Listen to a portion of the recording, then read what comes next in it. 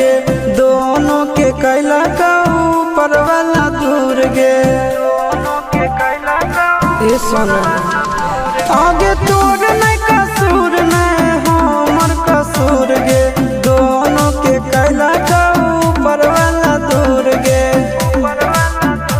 आगे शीशा के छोड़ा के तो मिलोगे चिंटू या न जान से आगे सोना चिंटू या न जान से जोड़ी है बनावल भगवान के दोस्त न है इंसान के आगे सोना दोस्त न